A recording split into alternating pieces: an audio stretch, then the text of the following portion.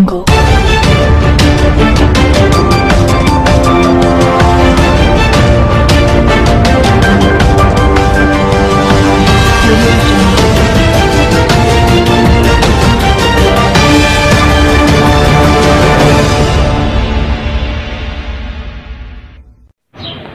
علیکم، زه بخت الله جان حسرت او تاسو ګورئ په پښتو پوینټ ټي وي باندې د نن ورځې تر دې دمه خبرونه.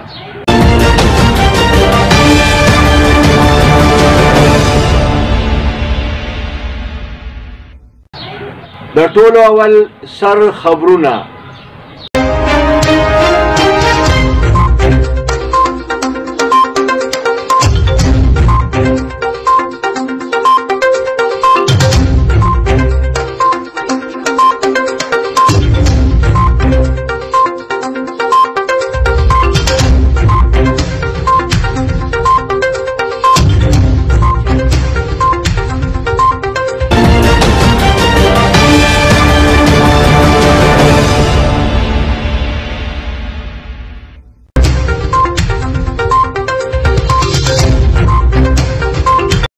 د کرونا وایرس زور لګیا دی، ورو ورو ختمیږي. 80% مریضان صحتیاب شو.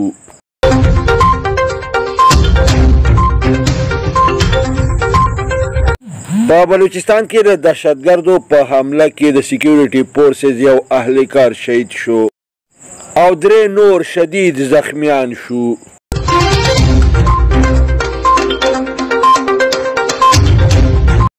چینی په 100 روپۍ کیلو خرڅېدل شروع شو. د مټیانو په قیمت کې د کیلو په حساب 150 روپۍ زیاتوالی راغی.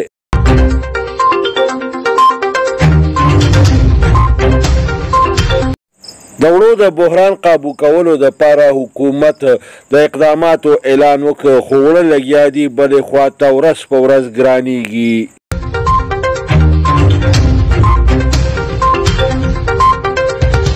د اپوزیشن او حکومت ترمنځ د نوک جونګ سلسله انتها ته ورسېده.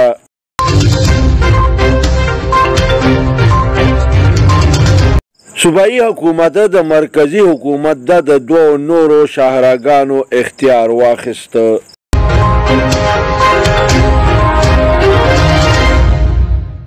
د جمعه اسلامي مرکزي امیر سینیټر سراج الحق په کراچۍ کې پریس کانفرنس ته وینا وکړه.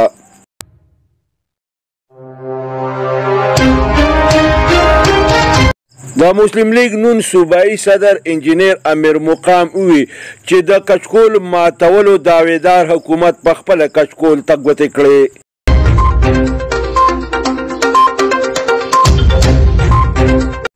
ایئر مارشل مجاهد انور پسکردو کې د ایئر فورس افسرانو اهلکارو ته وینا وکړه.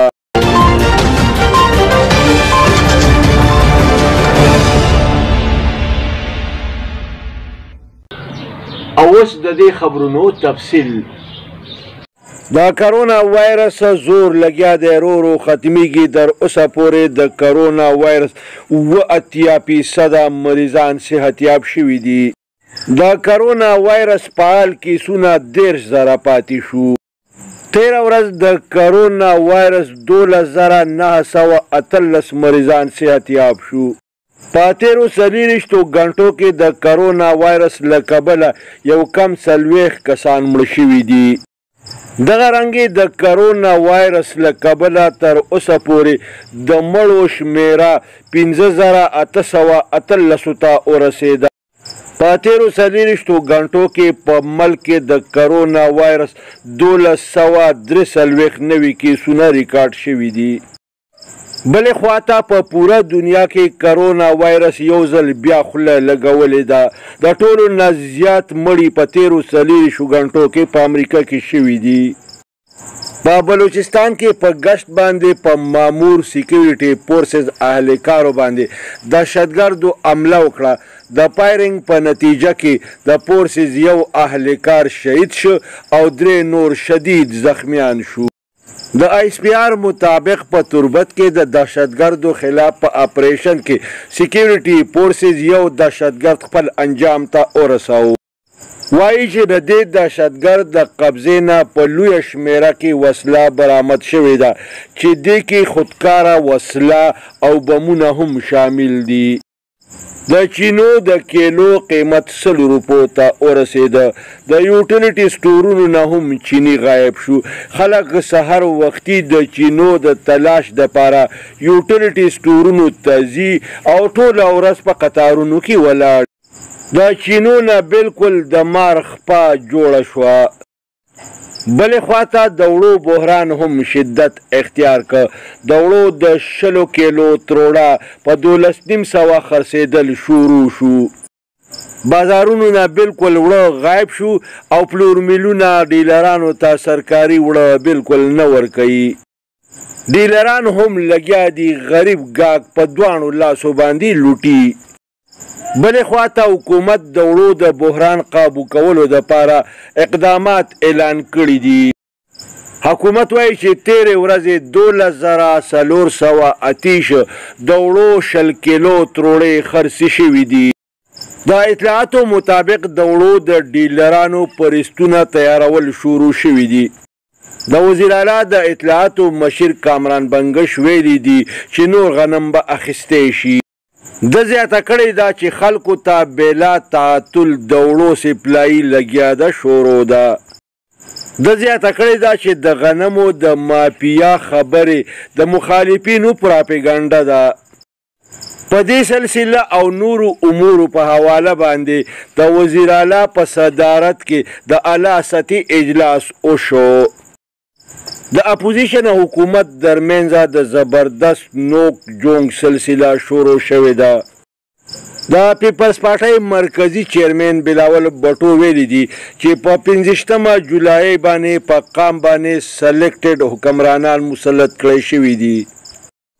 د مسلم لیگ نون مرکزی صدر شهباز شریف ویلي دي چې د منډیټ د پټولو تجربه پاکستان ته ډیره ګرانه پریوته.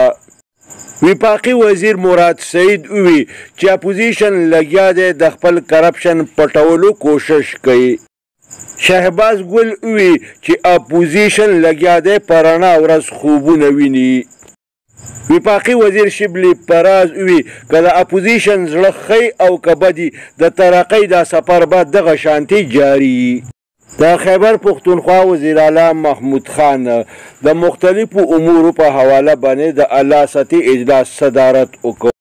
صوبایي حکومت د مرکزي حکومت نه د 2 نورو اهمو شاهراګانو اختیار په لاس کې واخیسته. د خیبر پښتونخوا هایویز اتارټي دپاره 4.14 کروړه بجټ منظور کړی شوی دی. د جمعه اسلامي مرکزي امیر سینیټر سراج الحق په کراچۍ کې پریس کانفرنس ته وینا وکړه. د په دې پریس کانفرنس کې په حکومت باندې بد ټکونه وکړه. د زیاته کړه چې د پی ټی آی حکومت په مکمله توګه باندې ناکام شوی دی او واحده یوه دا لار پاتې ده چې د دې حکومت ناکام خلاص کړی شي. د مسلم لیگ نون صوبایي صدر انجینیر امیر مقام یو اجلاس ته په خپله وینا کې ویلي دي چې کوم حکومت د کچکول د ماتولو خبرې کولې هماغه حکومت کچکول ته په خپله ګوتې کړي دي. د وی چې د پی ټی آی حکومت دونه قرضې واخیستې چې زاړه ټول ریکارډونه یې مات کړه. ایر مارشل مجاهد انور په سکردو کې د ایرفورس افسرانو او اهلکارو ته وینا کړې ده.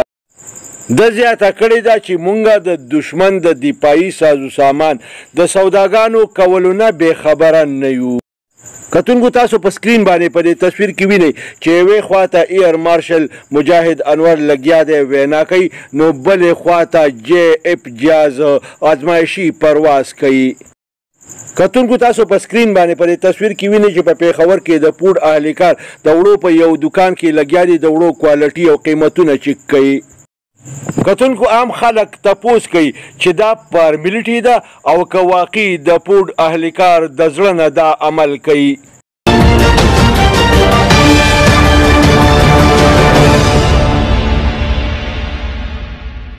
د دې سره د نن ورځې خبرونه پای ته رسي. ښاد او اباد اوسئ. د لوی الله په امان.